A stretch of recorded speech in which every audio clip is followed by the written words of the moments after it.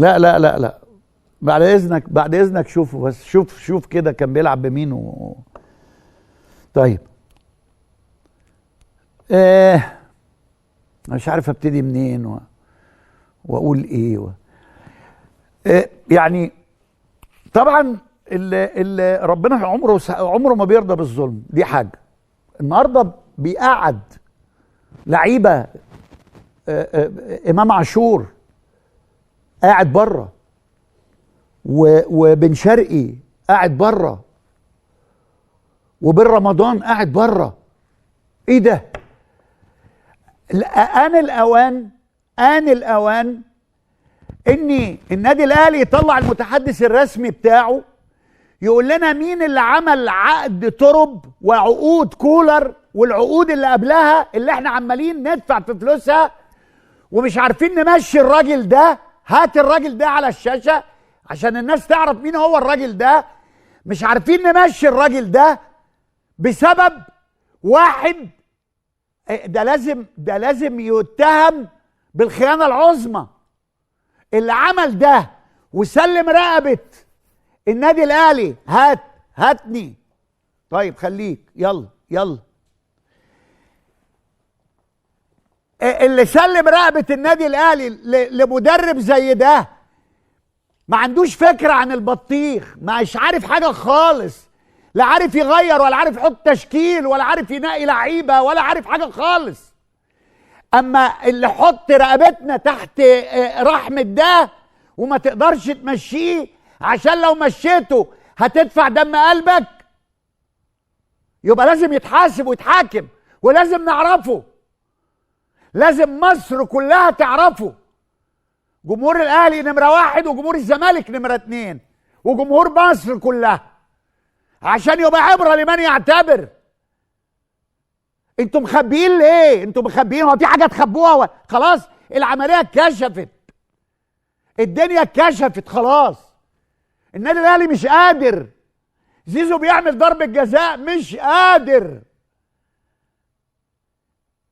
لو جبتوا اللقطه بتاع زيزو وهو جاري جنب لعيب بيراميدز ولا بيراميدز، وهو جاري جنبه، وبعد كده في الاخر يا عيني بيضطر يشده ويوقعه. وبعدين اللي دافع ثمن الحكم الاجنبي ده اللي لغى جول للنادي الاهلي، ما حدش هيقدر يفتح بقه لانه اجنبي. ما حدش هيقدر يفتح بقه. لغى جول للنادي الاهلي. في شك بقى؟ ما فيهوش شك. اجنبي ما حدش يقدر. ولا كوره من الكور اللي بيقعوا فيها اللعيبه يخبطوا ببعض ويقعوا ما حسبهاش فاول. واول احتكاك جوه منطقه ال 18 حسب ضربه جزاء للفريق اللبني. ما يعرفش هو احمر واخضر وابيض واصفر، لا، جاي راجل جاي واخد مئات الدولارات، مئات الالاف من الدولارات، وبيحكم بما يرضي الله. بس مين اللي عمل كده؟ النادي الاهلي اللي دافع الفلوس الحكم. تصدقوا؟ انا من وجهة نظر لو كان حكم مصري كان نقدر نقول كلام كتير قوي قوي قوي قوي قوي قوي. انا ما اعرفش هل هو النادي الاهلي اللي عايز حكم اجنبي ولا بيراميدز اللي طلب حكم اجنبي، مش عارف بصراحة. يعني الاهلي هو اللي طالب حكم اجنبي عشان يحكم يحكم بالعدل، يحكم كده. ايه ده؟ هتطلعوا لنا مين اللي عمل عقود؟ بريرا وجوزيه ولا ريبيرو وجوزيه اللي هو البرتغالي ده واسمه ايه دوت وكولر وترب. هتقولوا لنا ولا هتخبوا لسه ولا ايه؟ ولا انتوا ناويين على ايه؟ مجلس اداره النادي الاهلي عايز ايه؟ طبعا مش كل مجلس اداره النادي الاهلي له في الكوره، لا. والمساله بقت يعني ركوب على الحدث، يعني ركوب على الحدث. قال لك ده موجود في المقصوره الاستاذ ياسين منصور والكابتن محمود الخطيب، الاثنين موجودين في المقصوره، قاعدين يشجعوا، جايين يشجعوا الفرقه. ده المركب اللي فيها رئيسين بتغرق واللي فيها 3 بتضيع خالص. فيبقى ازاي 3 هيديروا ملف الكوره؟ كابتن خطيب، كابتن ياسين منصور، سيد عبد الحفيظ. ايه ده؟ طب مين؟ إيه يعني ايه دول؟ هي كرة بتدار يعني عشان ما نعرفش مين اللي نقول نكلم مين ولا نقول لمين ولا نعيد لمين، ولا ما ينفعش. الكلام ده كله ما بينفعش. الكلام ده كله اخرته اهو اللي انتوا شايفينه ده، ان النادي الاهلي يخسر هزيمة في لغة كرة القدم تقيلة. 1-0 هزيمة، 2-0 هزيمة، يعني 3-0 هزيمة تقيلة، وبعدين عدي بقى 4 و5، خلاص ده انت كده فتحت. هي كرة القدم كده، هي لغة كرة القدم بتقول كده. اللي لعب كرة فاهم ده، واللي بيفهم في الكرة فاهم ده، انما ايه اللي بيحصل؟ لا لياقة بدنية بيدي بال4 ايام، الراجل المدرب ده بيدي بال4 ايام اجازة. لا لياقة بدنية عند اللعيبة، ولا اللعيبة قادرة، ولا شايفين حاجة خالص. وبعدين راح مقعد اللعيبة اللي بتاخد ملايين، راح مقعدها. وبعدين اكتشفتوا دلوقتي ان ما حدش يستاهل 150 مليون. اكتشفتوا ان ما ينفعش تدفع الارقام دي في لعيبه مصريه، لانها لو راحت اي دوله في العالم مش هتاخد ده، مش هيقبضوها الرقم ده. الوحيد اللي ممكن يقبض الرقم ده هو محمد صلاح. وخدوا بالكم، محمد صلاح قبض بعد ما طلع عينه. محمد صلاح شاف القمرين في تشيلسي مع مورينهو، وبعد كده راح ايطاليا،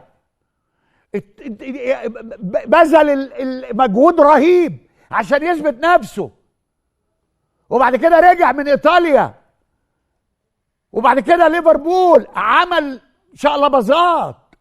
هي كرة القدم عايزة كده، لحد ما ربنا كرمه وبقى هو اسطورة كرة القدم المصرية، وياخد اللي هو عايزه. ملناش دعوة بياخد ايه محمد صلاح، لان ما بياخدهاش من جيبنا احنا. محمد صلاح ما بياخدش من جيبنا، ما بياخدش من جيب المصريين، ما بياخدش من اعضاء النادي اللي بيدفعوا 3 سنين مقدم اشتراك عشان نجيب لعيبة مضروبة او نجيب لعيبة قاعدة على الخط. طب جايبهم ليه؟ ده غير اللعيبة اللي انت مشيتهم وبتدفع لهم فلوس. ايه اللي بتعملوه ده؟ ايه اللي بتعملوه ده؟ بقى الزمالك يديك فرصة النهاردة وانبي يتعادل وانت تخسر. ايه ده؟ مين قال كده؟ طبعا الف مبروك لبيراميدز.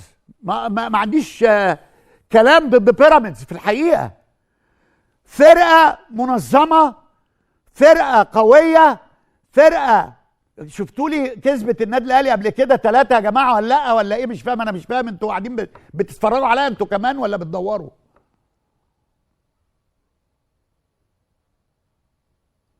كسب 3-0 برضو قبل كده 2023. انا فاكر الماتش ده، ما انا عشان كده بقول لكم 3-0 برضو. تاني مرة بيراميدز يكسب النادي الاهلي 3-0 اهو.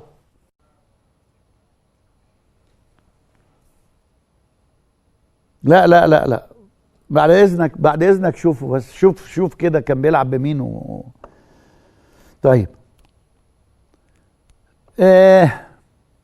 مش عارف ابتدي منين واقول ايه يعني طبعا اللي ربنا عمره ما بيرضى بالظلم. دي حاجه.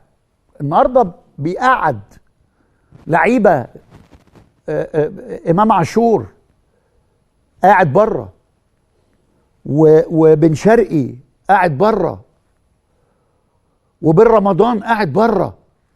ايه ده؟ آن الأوان إن النادي الأهلي يطلع المتحدث الرسمي بتاعه يقول لنا مين اللي عمل عقد ترب وعقود كولر والعقود اللي قبلها اللي احنا عمالين ندفع في فلوسها ومش عارفين نمشي الراجل ده. هات الراجل ده على الشاشة عشان الناس تعرف مين هو الراجل ده. مش عارفين نمشي الراجل ده بسبب